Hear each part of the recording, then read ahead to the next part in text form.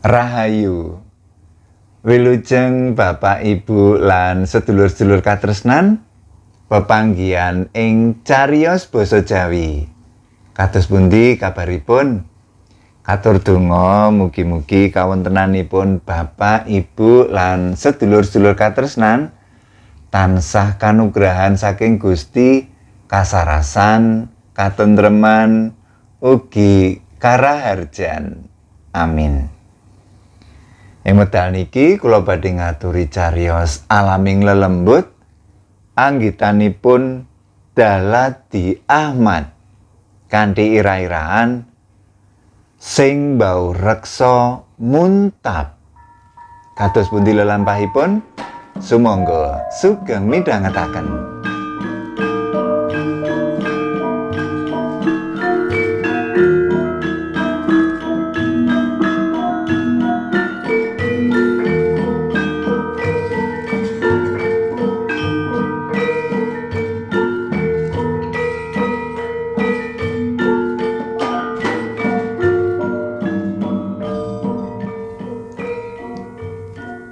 Gugus depan ing sekolahanku ngadani kegiatan kemah ujian akhir kanggo adik-adik pramuka sing dileksanani ing akhir tahun pelajaran.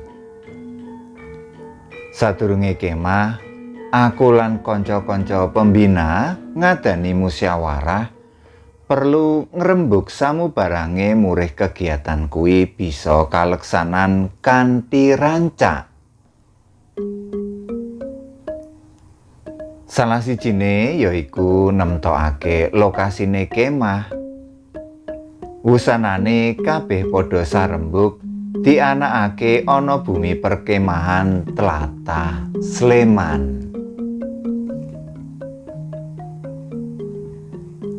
Tetimbangane papane jembar, resik lan edung. Merga akeh wit-witan gedhe. Banyune uga gampang kepara turah-turah. Ing sisih kidul ana blumbang gedhe sing diingoni iwak werna-werna.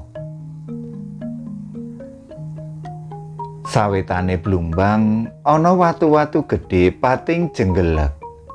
Ya lumrah merga ing papan kono iku biyen pancen tau diliwati ladu utawa lahar saka Gunung Merapi.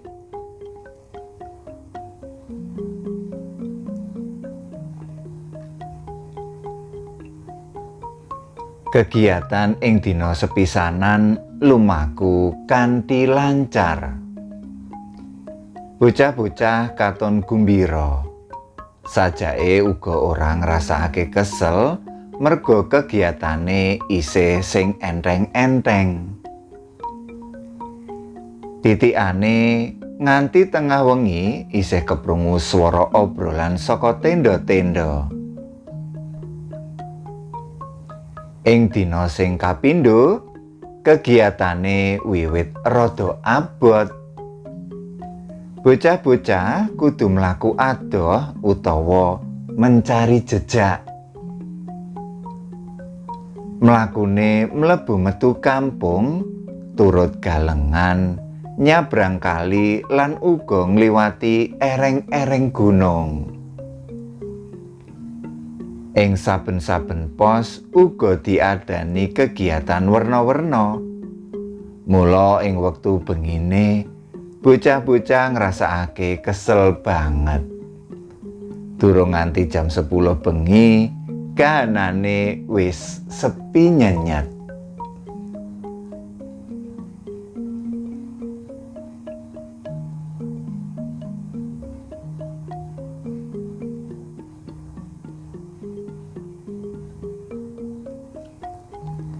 Wektu iku wetara jam 12 bengi, aku golek papan sing bisa kanggo ngaso. Merga yen kudu istirahat ning tenda pembina, panggonane ora cukup. Bejo ana omah-omahan utawa gubuk sing ora pati adoh saka tendane kakak pembina.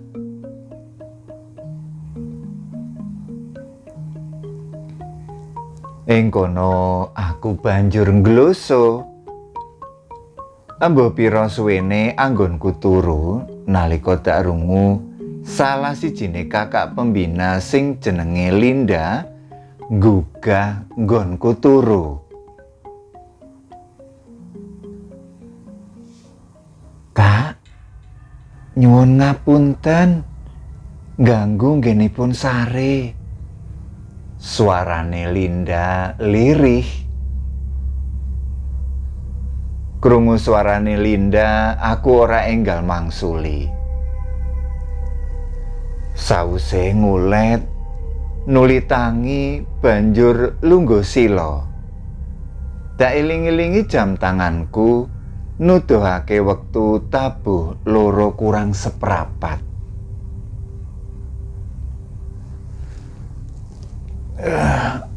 Ana apa? Pitakonku karo ngucek-ngucek mripat sing isih rada blawur. Nyuwun ngapunten, Kak. Wonten lare ingkang sajakipun kesurupan. Lapurane Linda. Atiku tratapan. Ewa semono aku isih tetep lungguh sila. Karepku sabisa-bisa nata ati sing isih deg-degan lan uga awak sing prindang-prinding. Sawise unjal ambekan, nuli ngadeg lan jumangkah mlaku karo isih kemulan sarung.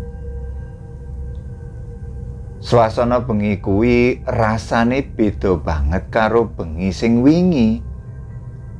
Luwih singlu. Wit-witan gedhe sing pating jenggereng lan watu-watu gedhe sing pating jenggelek nyabawani wengi.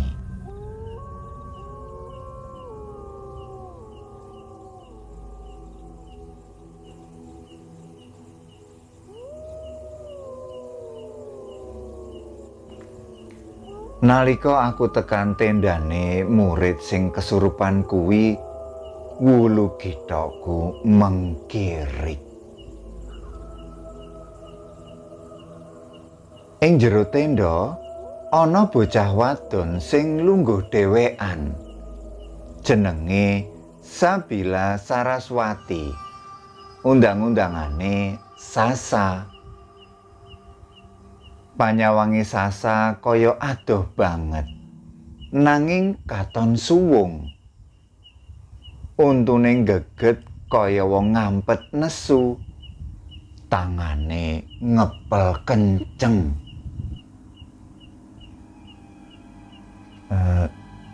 Sasa, iki aku Kak Jumari. Sasa ngerti karo aku to?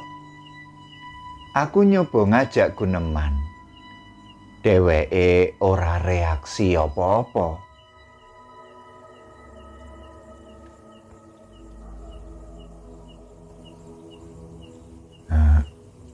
Sasa, Sasa, aku ngundang jenengmu. Kowe rak Sasa to? Iki aku, Kak Jumari. Aku ngajak omong karo kowe, Sasa. Aku mbaleni ngucap.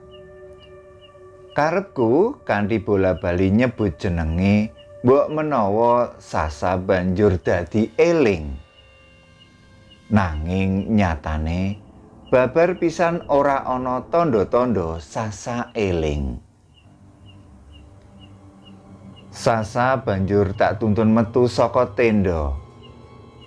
Bocahe manut wae, senajan cetha menawa dheweke ora sadar apa sing lagi ditindakake. Mula banjur tak bacotake nuntun Sasa mlaku alon-alon nuju tenda pembina, kareben kanca-kancane ora keganggu olehe turu.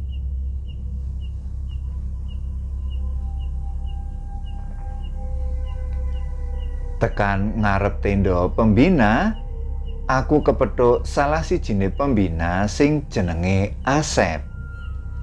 Asep iku minangka pembina pendamping sing mbiyantu kegiatan kemah kaya dene Linda. Kekarone alumni saka sekolahanku sing saangkatan.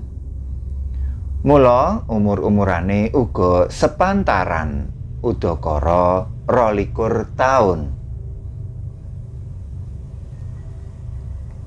Ujug-ujug Sasa bedal saka gandengan. Mripate mencereng. Untune geget getem-getem, sajak gething lan nesu banget marang Asep.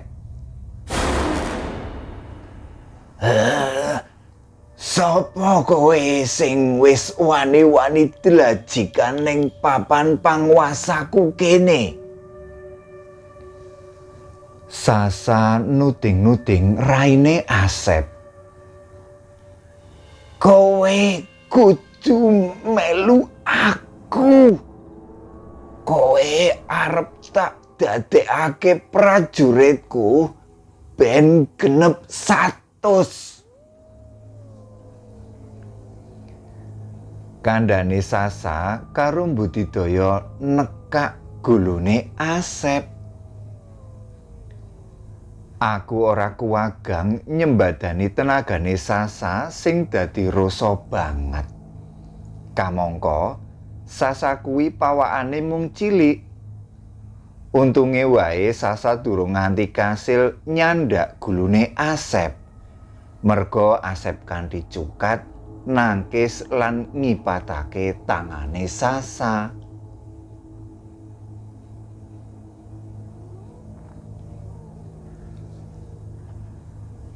Piye? Rumangsamu aku wedi po? Semaure Asep emoh kalah. Kepara mripate melu dadi mencereng nesu. Atiku ciut nyipati kedadean sing mengkono kuwi. Umpama bocah loro kuwi dadi gelut temenan, embuh kaya ngapa kedadeane. Saklebatan ing nalarku merentul pemikiran menawa bocah loro kuwi kudu ora kena ketemu utawa cedhak-cedhakan. Aku ngerti banget watake Asep sing pancen ora duwe rasa wedi ing kahanan kepiye wae, uga marang sapa wae. Mula tak jaluk supaya Asep ngedoh saka tenda pembina. Asep ora wangsulan, mung ngleser lunga karo isih nesu.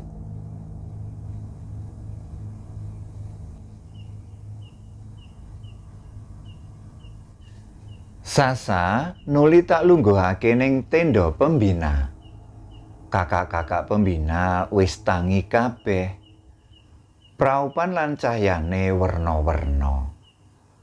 Ana sing pucet kaya dluwang, uga ana sing gemeteran. Sawise ngerti kedadean sing saktenane, banjur pating dremimil maca donga saisane. Kanthi pangajab, Sasa enggal eling lan lerem. Ewadene meksa tetep ora tumama. Kabeh dadi bingung merga ora ngerti apa sing kudu ditindakake. Pentoke pikir, aku lan kanca-kanca pembina sarembug bakal njaluk tulung marang piyayi ing sacedhake nggon kemah sing bisa ngusadani wong kesurupan.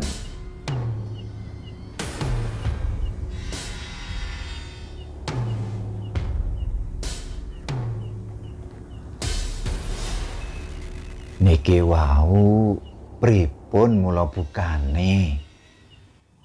Pitakone Pak Kadir, piyayi sing disuwuni tulung ngusadani Sasa. Ewadene ora ana sing mangsuli nerangake. Merga pancen ora ana sing ngerti kepiye mula bukane. Pak Kadir sedhela nyawang marang Sasa sing mripate isih mencereng.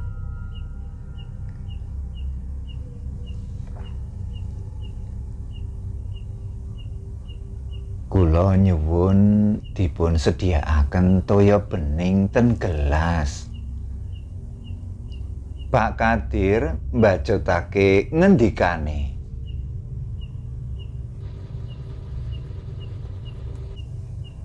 Lare niki namine sinten? Sabila Saraswati, akrab dipun timbali Sasa. Aku semaur cekak.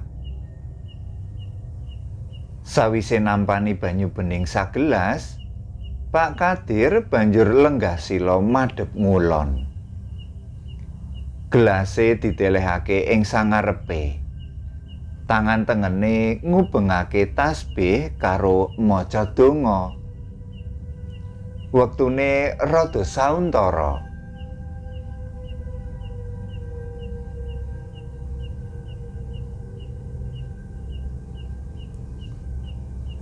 Menika dipun unjukaken dhateng Mbak Sasa. Ngendikane Pak Kadir karo ngulungake gelas sawise rampung donga. Nalika banyu gelas tak ombekake marang Sasa, malah disemprotake. Saperangan banyune ngenani raiku. Sasa, ayo diombe meneh. Bendang mari, sehat. Aku ngare-hare.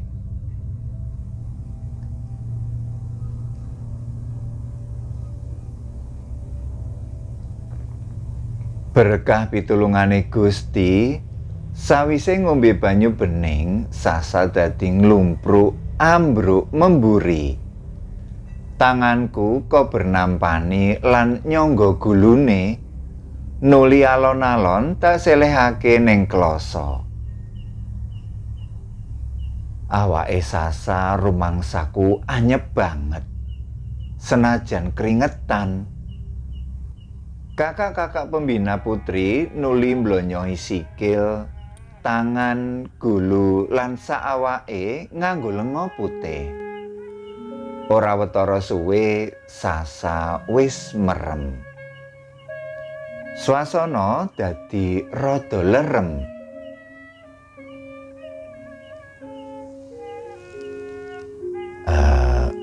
Nuwun sewu, kula tak matur sekedhik nggih. Ngendikane Pak Kadir medhot sepine wengi sing tintrim. Sejatosipun Mbak Sasa niku namung disambut ragane dening sing mbaureksa papan mriki. Sing mbaureksa mriki niki gadah prajurit cacahe 909. Manggene ten Sela Ageng Wetan Blumbang nika. Sasa mboten badhe kesurupan menawi mboten wonten sing ganggu damel Sela Ageng nika.